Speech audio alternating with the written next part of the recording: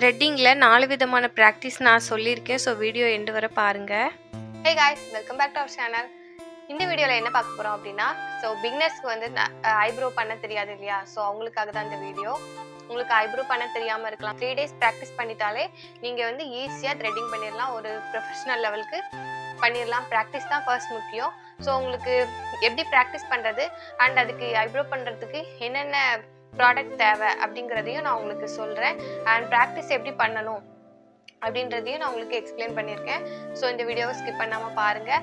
And இந்த video உங்களுக்கு யூஸ்ஃபுல்லாக இருந்துச்சுன்னா லைக் பண்ணுங்கள், கமெண்ட் பண்ணுங்கள், சப்ஸ்கிரைப் பண்ணுங்கள். கமெண்ட் பண்ணிங்கன்னா எனக்கு வந்து ஒரு மோட்டிவேஷ்னலாக இருக்கும். ஸோ இந்த வீடியோ யூஸ்ஃபுல் அப்படின்னா யூஸ்ஃபுல் அப்படின்ற மாதிரி கமெண்ட் பண்ணுங்கள். ஸோ வாங்க வீடியோக்குள்ளே போயிடலாம்.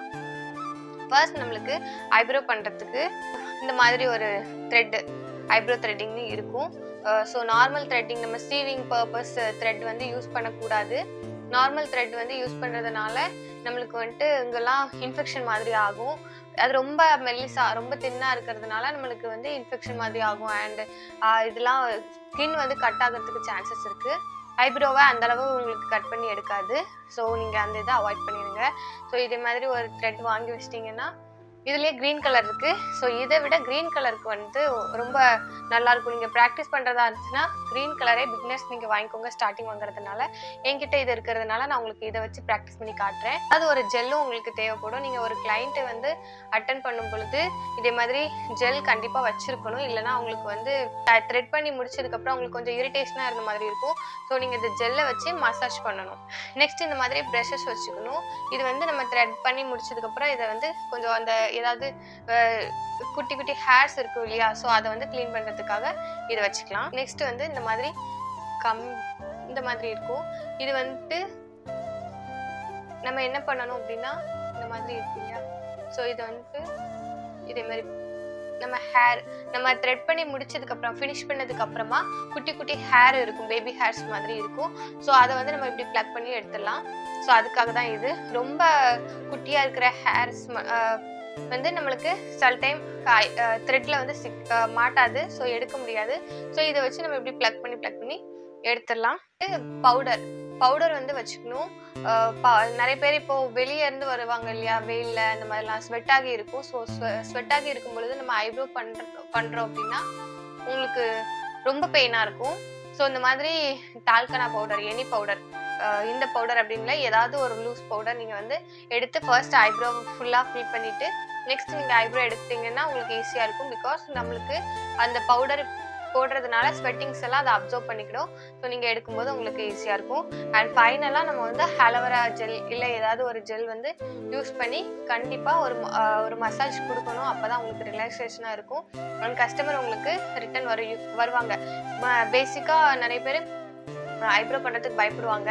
நம்மளுக்கு ஐப்ரோ பண்ணுறதுனால பெயினாக இருக்கும். ஸோ ஸ்டார்டிங் பண்ணுறதுக்குலாம் பயப்படுவாங்க. ரெகுலராக பண்ணுறவங்க ஒன்றும் இல்லை, பட் ஐப்ரோ இவங்ககிட்ட பண்ணால் எனக்கு ரொம்ப பெயினாக இருக்கும் அப்படிலாம் சொல்லிட்டு அதுக்காகவே உங்களுக்கு கஸ்டமர் வந்து வரமாட்டாங்க. ஸோ இந்த மாதிரி நீங்கள் இந்த மாதிரி ஜெல்லை வச்சு மசாஜ் கொடுத்துட்டிங்கன்னா ரெகுலராக உங்ககிட்ட வருவாங்க. அண்ட் நெக்ஸ்ட் வந்து இந்த மாதிரி ஒரு சிசர், இந்த மாதிரி குட்டி சிசர், பெரிய சிசர் எடுக்கக்கூடாது. பிகாஸ் நம்ம இது கண் பக்கத்தில் இருக்கு இல்லையா? ஸோ குட்டி சிசர் தான் உங்களுக்கு இது வந்து இவ்வளோதான் கட் பண்ண முடியும். ஸோ நீங்கள் குட்டி சிசராக எடுத்துக்கிறது ரொம்ப நல்லது. ஐப்ரோக்கு நம்ம த்ரெட்டு எந்த அளவு எடுக்கணும், எந்த லென்த் எடுக்கணும். ஃபர்ஸ்ட் நம்ம ஐப்ரோ யாருக்கு எடுக்கிறதா இருந்தாலும் ஆல்ரெடி ஒருத்தவங்களுக்கு எடுத்துருப்போம் இல்லையா? ஸோ எடுத்துட்டு இந்த மாதிரி ஸ்டார்டிங் உள்ளதை நம்ம இவ்வளோ லென்த்து காய்ச்சி கட் பண்ணிடலாம். ஓகேங்களா? கட் பண்ணிவிட்டு நியூ த்ரெட் மாதிரி நம்ம இதில் எடுக்கணும். அது எப்படி ஃபஸ்ட்டு நம்ம ப்ராக்டிஸ் பண்ணுறது எப்படி அப்படின்றத பார்த்துடலாம். நம்ம இந்த பல்லு இருக்கு இல்லையா? லெஃப்ட் சைடு இல்லை ரைட் சைடு எந்த சைட்லனாலும் எடுத்துக்கிட்டு இந்த மாதிரி நல்லா டைட்டாக பிடிச்சிக்கணும். நல்லா டைட்டாக பிடிச்சாதான் நம்ம எடுக்கிறதுக்கு ஈஸியாக இருக்கும். ஸோ இந்த மாதிரி பிடிச்சிட்டு இது வந்து நம்ம செஸ்ட்டு லென்த்துக்கு எடுத்துக்கணும். எடுத்துட்டு அதான் ரைட் ஹேண்ட் சைடு வச்சு இப்படி ஃபோல்ட் பண்ணணும். இப்படி ஃபோல்ட் பண்ணணும். இப்படி பண்ணக்கூடாது, இந்த மாதிரி பண்ணணும். இது எத்தனை டைம் பண்ணணும்னா ஒரு 7 டைம் பண்ணிக்கலாம். நீங்கள் ப்ராக்டிஸ் தான் பண்ணுறீங்கன்னா 5 டைம் கூட பண்ணிக்கலாம்.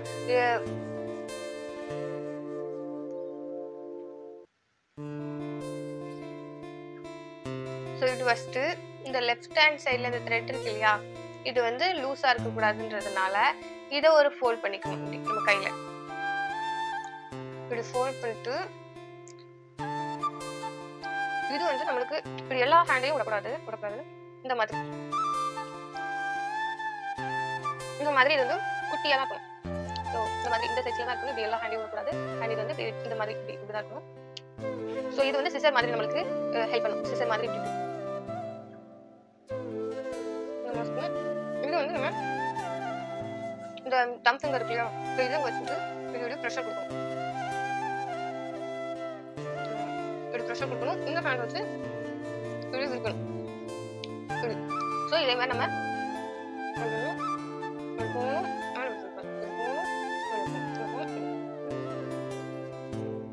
ஸோ இதே மாதிரி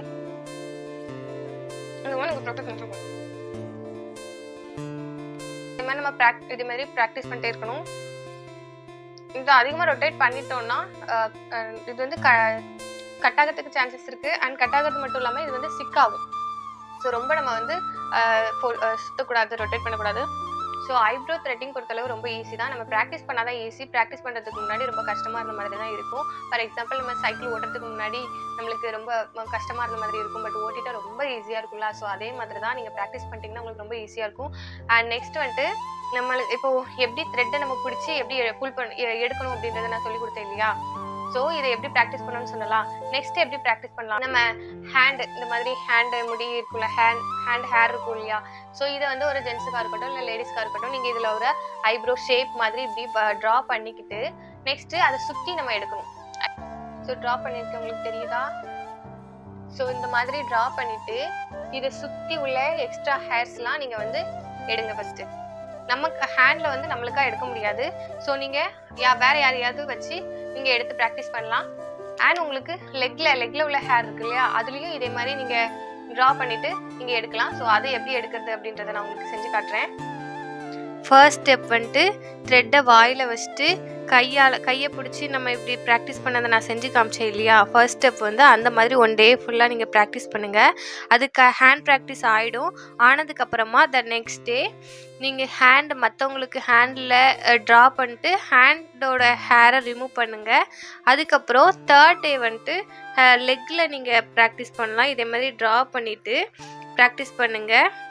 த்ரெட் பண்ணும்போது ஒரு ஹேரை நீங்கள் வந்து டார்கெட் பண்ணணும். ஃபர்ஸ்ட்டு ஒரு ஹேரை மட்டும் நீங்கள் டார்கெட் பண்ண அதை மட்டும் எடுக்கிற மாதிரி தான் நீங்கள் மைண்டில் வைக்கணும். அப்போ தான் நீங்கள் ஸ்பீடாக எடுக்கும்போது எதுவும் உங்களுக்கு வேறு ஒரு ஹேரை நீங்கள் இது த்ரெட்டிங்கை பொறுத்தளவு நம்மளுக்கு ஒரு ஷேப் வரணும் இல்லையா. ஸோ அந்த ஷேப்பை நம்ம வந்து மைண்டில் வச்சுட்டு ஒரு ஹேரை நீங்கள் ஃபஸ்ட்டு எடுத்து ப்ராக்டிஸ் பண்ணுங்கள். அப்போ தான் உங்களுக்கு அந்த ஷேப் கரெக்டாக வரும். அண்ட் எந்த ஹேரை நீங்கள் டார்கெட் பண்ணுறீங்களோ அந்த ஹேர் கிட்ட நம்ம கொண்டு வந்ததுக்கப்புறமா நம்ம வந்துட்டு அதை சிசர் மாதிரி வச்சு அதை கட் பண்ணிடணும். நம்ம ஆல்ரெடி ஹேண்ட் ப்ராக்டிஸ் பண்ணியிருப்போம் இல்லையா. ஸோ நம்மளுக்கு அது ஈஸியாகவே வந்துடும். நம்ம கட் பண்ணும் பொழுது நீங்கள் வேறு ஒரு ஹேரை நீங்கள் மிஸ் பண்ணிட்டீங்கன்னா கூட ஐப்ரோ ஷேப் வந்து மாறிடும், பார்க்குறதுக்கு நல்லா இருக்காது. ஸோ நீங்கள் ப்ராக்டிஸ் நல்லா பண்ணிவிட்டு நெக்ஸ்ட்டு நீங்கள் மற்றவங்களுக்கு ஐப்ரோ பண்ணலாம். இப்போ நான் உங்களுக்கு ஆல்ரெடி சொல்லியிருந்தேன் இல்லையா, குட்டி ஹேர்லாம் ரிமூவ் பண்ணணும் அப்படின்றது, அதை வந்து ப்ளக் பண்ணி எடுக்கணும்னு சொல்லி ஆல்ரெடி சொல்லியிருந்தேன் இல்லையா. ஸோ அதான் நம்ம இப்போ ஐப்ரோ எடுத்து முடிச்சுட்டே உங்களுக்கே டிஃப்ரென்ஸ் தெரியும். எடுத்து முடிச்சதுக்கப்புறமா குட்டி குட்டி பேபி ஹேர் ரொம்ப மினிமலாக இருந்த மாதிரி இருக்கும். அதை வந்து நம்ம த்ரெட்டால் எடுக்க முடியாது. ஸோ அதை இப்படி ப்ளக் பண்ணி எடுத்துடலாம். அண்ட் 4th day ப்ராக்டிஸ் நீங்கள் வந்து சிரட்டையை வச்சு ப்ராக்டிஸ் பண்ணுங்கள். சிரட்டையில் இந்த மாதிரி நூல் ஒரு மாதிரி இருக்கு இல்லையா, நார் மாதிரி இருக்கு இல்லையா. ஸோ அதை நீங்கள் ஹேர் மாதிரி ரிமூவ் பண்ணி ப்ராக்டிஸ் பண்ணணும். ஒரு சிரட்டை ஃபுல்லாக நீங்கள் 1 dayல கம்ப்ளீட் பண்ணுற மாதிரி நீங்கள் பாருங்கள். அப்போ தான் உங்களுக்கு ஸ்பீடும் இன்க்ரீஸ் ஆகும். ஸோ இந்த 4 ஸ்டெப்பையுமே நீங்கள் ப்ராக்டிஸ் பண்ணிட்டீங்கன்னா உங்களுக்கே ஒரு கான்ஃபிடென்ட் வந்துடும். ஸோ இப்போ நான் பாதி பக்கம் மட்டும் எடுத்திருக்கேன், உங்களுக்கே டிஃப்ரென்ஸ் தெரியும். உங்களுக்கு நான் வந்து ப்ராக்டிஸ் சொல்லி கொடுத்தது உங்களுக்கு புரிஞ்சிருக்கும்னு நினைக்கிறேன். ஒருத்தங்க லெக்கில் வந்து எடுத்து காமிச்சிருப்பேன். எப்படி ட்ரா பண்ணி எப்படி எடுக்கணும் அப்படின்றது உங்களுக்கு புரிஞ்சிருக்கும்னு நினைக்கிறேன். ஸோ நம்ம ட்ரா பண்ணிவிட்டு அதை சுற்றி உள்ள ஹேர்ஸ்லாம் ரிமூவ் பண்ணணும். அண்ட் லாங் ஹேராக நம்ம இப்போ பிரதர் அவங்களுக்குலாம் லெக்கில் வந்து இப்போ நான் காமிச்சேன் இல்லையா, ஸோ அதே மாதிரி லாங் ஹேராக இருக்கும். அதை நம்ம சிசர்ஸ் ரொம்ப லாங் ஹேராக இருக்கிறத நம்ம டைரெக்டாக எடுக்கக்கூடாது.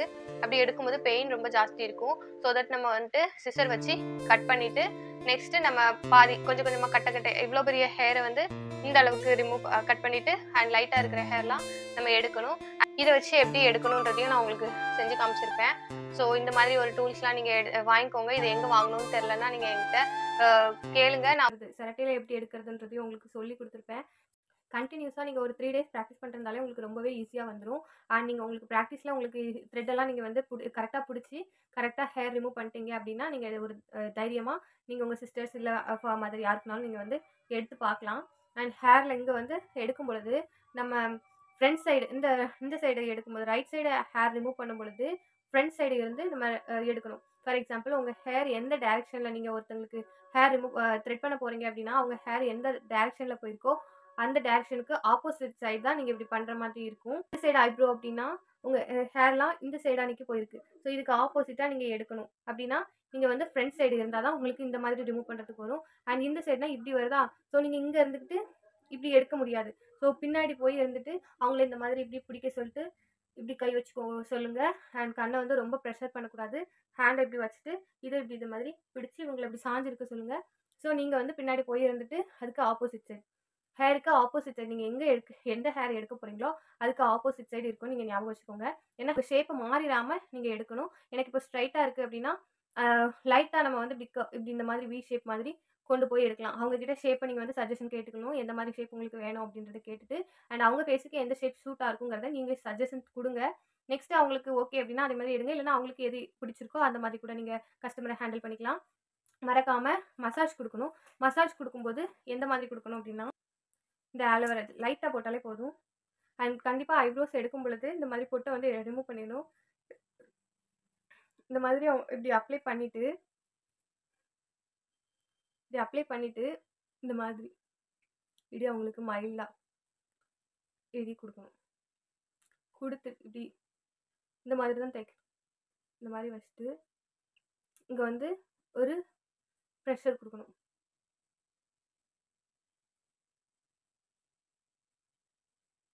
ஸோ இதே மாதிரி நீங்கள் மசாஜ் பண்ணிட்டு அவங்களுக்கு ப்ரெஷர் கொடுக்கணும். ஸ்டார்டிங் நீங்கள் ஐப்ரோ பண்ணுறதா இருந்தீங்கன்னா ஒரு 50 ருபீஸ் சார்ஜ் பண்ணுங்கள். இல்லை ஒரு 40 ருபீஸ் கூட நீங்கள் சார்ஜ் பண்ணலாம். அண்ட் உங்களுக்கு ஐப்ரோ நம்ம வந்து நல்லா பண்ணுறோம் அப்படின்னு நீங்கள் தெரிஞ்சதுன்னா கஸ்டமர் உங்கள்கிட்ட அதிகமாக வராங்க அப்படின்னா நீங்கள் ஒரு 75 ருபீஸ் வாங்க. ஸோ பிகினர்ஸாக இருந்தீங்கன்னா நீங்கள் இந்த ப்ராக்டிஸ்லாம் கண்டிப்பாக பண்ணுங்கள். ஃபஸ்ட் டைம் ட்ரை பண்ணிவிட்டு வரல அப்படின்னு சொல்லிட்டு விட்டுறாதீங்க. ஸோ அகைன் நீங்கள் ட்ரை பண்ணிட்டே இருந்தீங்கன்னா உங்களுக்கு ரொம்பவே ஈஸியாக இருக்கும். அண்ட் செல்ஃப் ஐப்ரோ எப்படி பண்ணுறது அப்படின்றத நான் வந்துட்டு ஷார்ட்ஸ் வீடியோவில் போட்டிருக்கேன். அதோட லிங்க்கை டிஸ்கிரிப்ஷனில் கொடுக்குறேன். இல்லைனா நீங்கள் சேனலில் போய் கூட செக் பண்ணி பாருங்கள். செல்ஃப் ஐப்ரோ எப்படி பண்ணுறதுன்னு அதில் இருக்கும். ஸோ நீங்கள் அதையும் ப்ராக்டிஸ் பண்ணிக்கோங்க. ஸோ இந்த வீடியோ ரொம்பவே உங்களுக்கு யூஸ்ஃபுல்லாக இருக்கும்னு நான் நம்புகிறேன். நீங்கள் கண்டிப்பாக பிகினர்ஸாக இருந்தால் கூட கண்டிப்பாக ஐப்ரோ பண்ணி ஒரு ஐப்ரோ மூலமாக கூட நீங்கள் ஏர்ன் பண்ணலாம். இப்போ ஃபார் எக்ஸாம்பிள் உங்ககிட்ட ஒரு நாளைக்கு 3 பேர் ஐப்ரோக்கு வந்தாலும் நீங்கள் 50 ருபீஸ் வாங்கினாலும் 150 ருபீஸ் ஆச்சு. ஒரு ஐப்ரோ பண்ணுறது நீங்கள் இம்ப்ரூவ்மெண்ட் பண்ணிக்கிட்டிங்கன்னா உங்கள் நல்ல ஸ்பீடாக பண்ண ஸ்டார்ட் பண்ணிட்டீங்கன்னா ஒரு 5 மினிட்ஸ் தான் இருக்கும் ஐப்ரோ பண்ணுறதுக்கு. ஸோ ஒரு 5 மினிட்ஸில் உங்களுக்கு 50 ருபீஸ் ஏர்ன் பண்ண முடியும். ஸோ நீங்கள் ஒரு நாளைக்கு உங்கள்கிட்ட நிறைய கஸ்டமர் வந்தாங்கன்னா நீங்கள் அந்த ஐப்ரோ பண்ணுறது மூலமாக கூட ஏர்ன் பண்ணலாம். ஸோ கண்டிப்பாக மறக்காமல் இதை நீங்கள் பயன்படுத்திக்கோங்க. இதை ப்ராக்டிஸ் பண்ணுங்கள் கண்டிப்பாக வீட்டில். ஸோ இதே மாதிரி வீடியோஸ் வேணும்னா நீங்கள் கமெண்ட் பண்ணுங்கள். நான் உங்களுக்கு ரெகுலராக தொடர்ந்து இது மாதிரி ஏதாவது ஒரு பியூட்டிஷியன் வீடியோ உங்களுக்கு போடுறேன். அண்ட் ஆல்ரெடி நம்ம சேனலில் மேக்கப் போடுறது எப்படி, மேக்கப் மூலமாக எப்படி ஏர்ன் பண்ணலாம், ப்ராடக்ட் டீட்டெயில்ஸ், ப்ராடக்ட்லாம் எங்கே பர்ச்சேஸ் பண்ணலாம், ஸோ நீங்கள் பியூட்டிஷியன் படிக்காமலேயும் எப்படி ஏர்ன் பண்ணுறது அப்படின்ற வீடியோலாம் நான் அப்லோட் பண்ணியிருக்கேன். அண்ட் அயன் பாக்ஸ் இல்லாமல் சாரீ ப்ளீட்டிங் எப்படி பண்ணலாம் அப்படின்றதுலாம் நான் வீடியோ போட்டிருக்கேன். ஸோ உங்களுக்கு தேவைப்பட்டுச்சுன்னா நீங்கள் செக் பண்ணி பாருங்கள். அண்ட் இந்த வீடியோ உங்களுக்கு ரொம்ப யூஸ்ஃபுல்லாக இருந்துச்சுன்னா மறக்காமல் கமெண்ட் பண்ணுங்கள் யூஸ்ஃபுல் திஸ் வீடியோ அப்படின்னு சொல்லிட்டு எனக்கு ஒரு மோட்டிவேஷனெலாம் இருக்கும். இந்த வீடியோலேயே ஏதாவது டவுட்னா கேளுங்க, புரியலனாலும் சொல்லுங்கள். நான் நெக்ஸ்ட் வீடியோவில் அந்த டவுட்டை கிளியர் பண்ணுறேன். இல்லைனா கமெண்ட்லேயே உங்களுக்கு டெக்ஸ்ட் பண்ணுறேன். ஸோ நம்ம சேனலை மறக்காமல் like, share, subscribe for more videos.